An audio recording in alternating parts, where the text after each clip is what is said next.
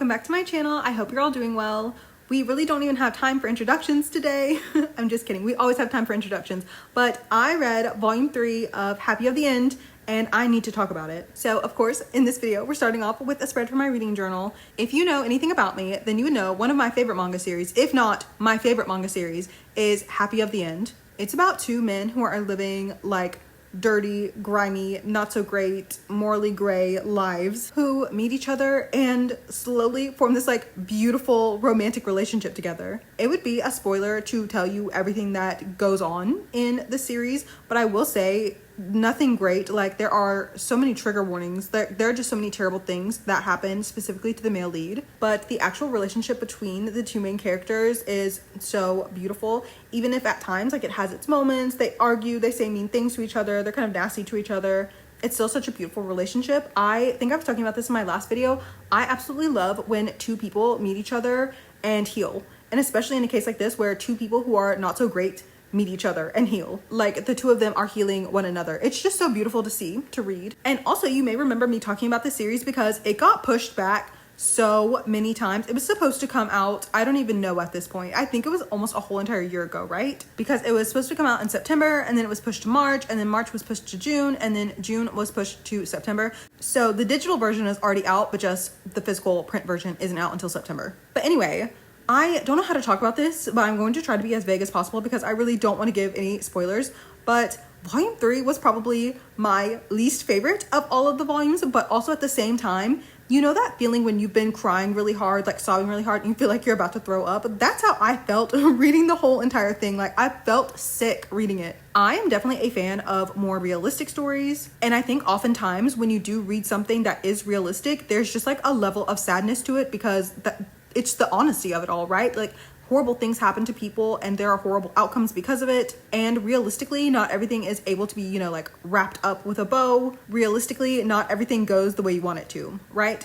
However, I feel like in this volume, the male lead, I just feel like he was being unfairly punished. I don't want to go so far as to say that this story was like victim blamey because I don't think it was like that, but I just feel like the male lead did not deserve to be punished for doing something 100% justifiable. And I also feel like there was almost this sort of like purification process. It almost felt sort of like atoning, even though, again, I don't think anything the male lead did was his fault. Like, yes, as an adult, you make your own decisions.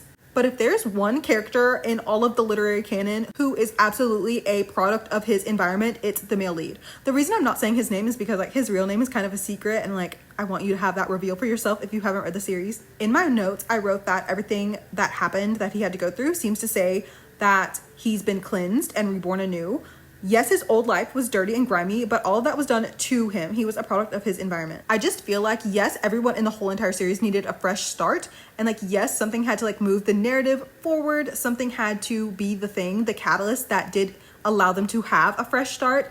I just didn't think it should have been that. It just seemed just like unfair. Like, that's the only word I have. It just seemed unfair for the male lead and also the main character to have to suffer more when they are absolutely the victims in this story. It was just so sad. Like, I feel like I give this a 5-star for making me feel like I was going to throw up the whole entire time.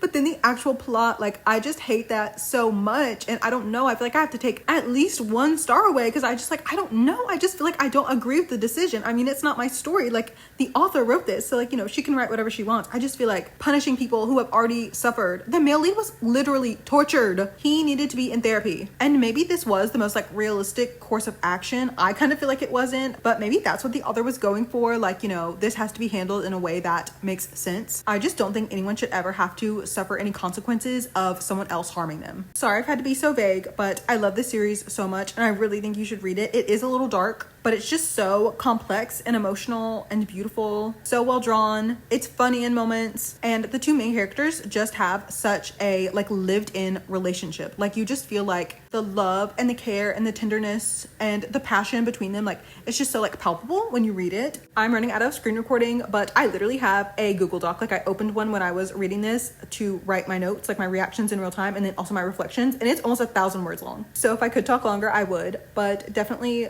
please read the series. And also, a subscriber a long time ago told me that this is also a drama, so if you like dramas, maybe watch the adaptation.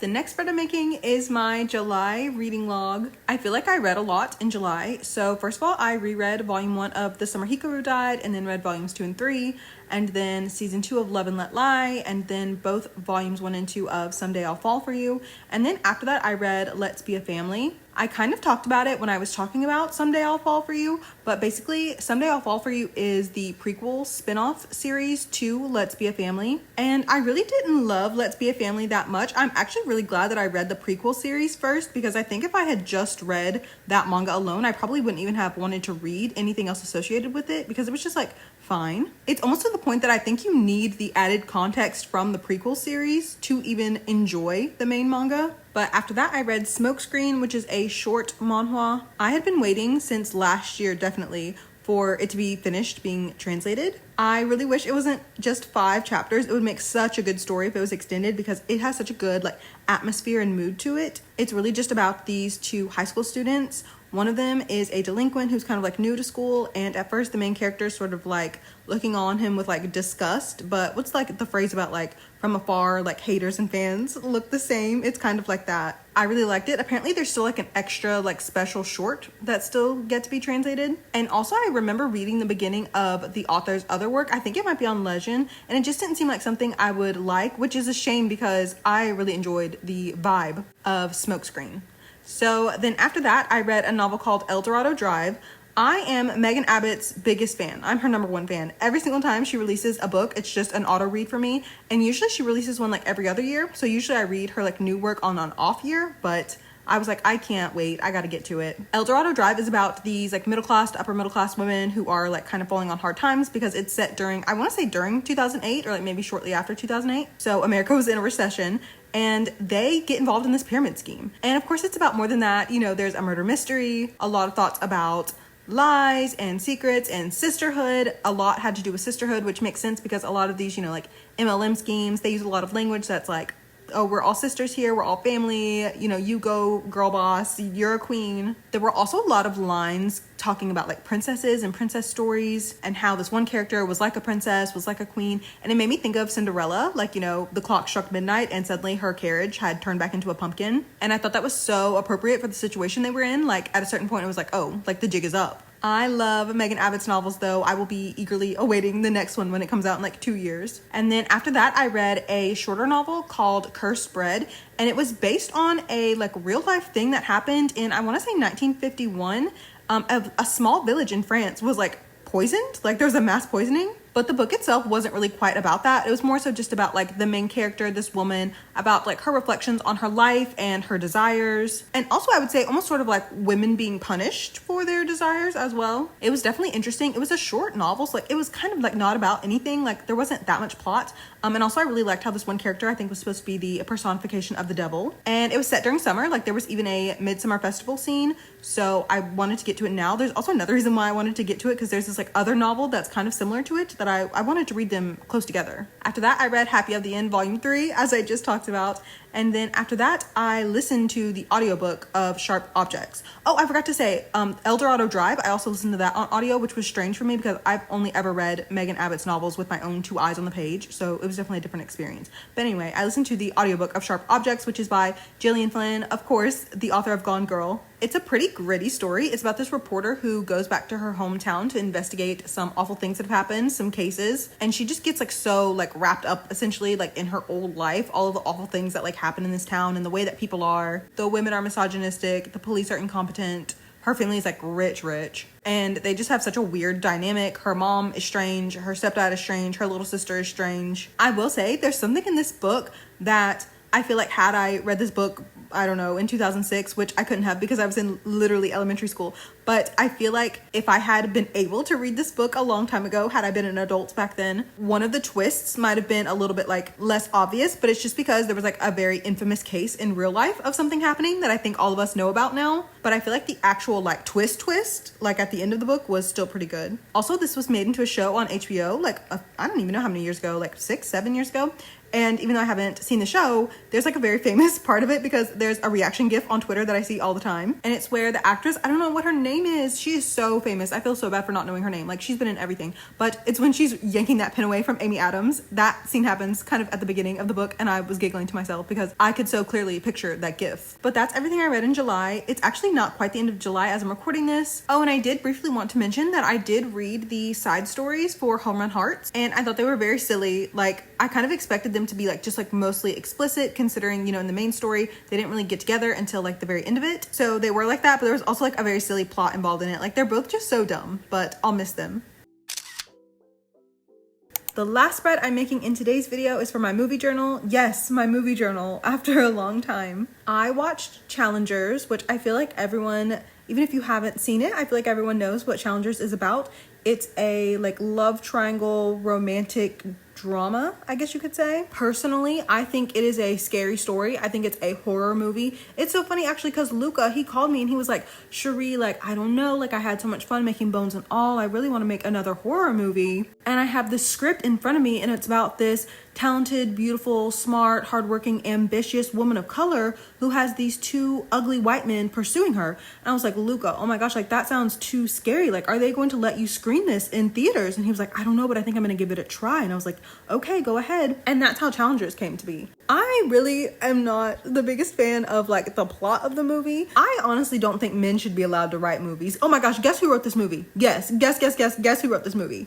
The husband of the woman who wrote Past Lives. Everything is adding up, actually. Movies about marrying white men who are below average looking. No offense to any of the actors involved. Also, I kind of watched this movie in like an insane way. Like I watched, I want to say the first half, and then I didn't finish the second half of the movie until literally 6 days later. And I don't know if it was because of that fact or if it was just because of the movie, but like the timeline towards the end was so confusing to me. Like I'm talking approaching Christopher Nolan levels of confusing. I don't know why. Like just like the whole part about like them being like in Atlanta, but then also like, I don't know, for some reason I was like, I thought we were in Atlanta. And then like the storm and stuff coming in, but I was like, oh wait, were they in New York? I don't know why I was confused. I do feel like the last, like, I don't know, 5 minutes were such a good part of the movie. Maybe even the best part of the movie, where they were like playing against each other in earnest once again and like smiling. And then like, you know, Art got his slam dunk ? I don't know what that's called. Grand slam, something like that. Everything I know about tennis, I learned from Mario Superstar Tennis. So not very much. But like then when like Art fell into Patrick's arms, like, I don't know, like the way it was framed, like it looked almost biblical. Like it was so beautiful. And like they hugged again and like Tashi was so like happy because I was like, you know, that's her achievement. Like those are her white boys. Like she did it finally. And she did like her like signature, I don't know if it's her signature, but you know, like her big yell, like yeah, that was her achievement. That was her accomplishment. My favorite scenes in the movie, starting at number 3 and working my way up to the top favorite. Number 3 is probably the scene where she made them kiss. Like, yeah, you know, pretty iconic. Like, I did think it was kind of funny. And also even just like her questioning them beforehand. Like, yeah, she's investigating the situation. Like, she knew immediately what was up. My second favorite scene is when she was talking to Patrick that one time and she told him he was 31 and he needed to just like go back home, like go ask his parents for money, quit pretending that he's like this struggling athlete. But specifically the scene when she told him, you're 31, you'd be better off, you know, becoming a statistic. Is essentially what she told him. I thought that was so funny. Like I literally laughed out loud. And then my top favorite scene, literally 0 dialogue, and it happened so quickly. But if you've seen the movie, then I'm sure you know. It's whenever Patrick comes to visit Stanford and he's like in like the cafeteria with Art, and Art is bringing them some food. And he pulls Art's stool closer to him before Art sits down. I will probably think about that scene for the rest of my life. Like, I just feel like it's one of the most like intimate moments I've seen like ever in any movie, TV show, anything. Media, drawn, a manga panel, anything. But yeah, I didn't really like the movie that much. I didn't dislike it, but I just like, I don't know. And also, I mean, how it looked like visually, it was really beautiful at times. But even at others, it was just kind of like, what am I looking at? Like, for example, the scene where it's the wind and like making out. What was that? It looked like Harry Styles' music video for Lights On. Is that what that song is called? Also, the tennis scenes, I could tell there was like a lot of like really cool technical things happening there, but also it was just like Why are there so many angles? I also really liked all of the like techno question mark music. That was so unexpected. Like every time it started to play, I was like, oh my gosh, like what's gonna happen now? It reminded me of Link Click. You know how like at the end of the episodes, you know it's the end of the episode because the music starts playing. That's how I felt while I was watching Challengers. Like, oh my god, what's gonna happen now? But anyway, since this spread is finished, now we can go put all of these spreads into my digital journals.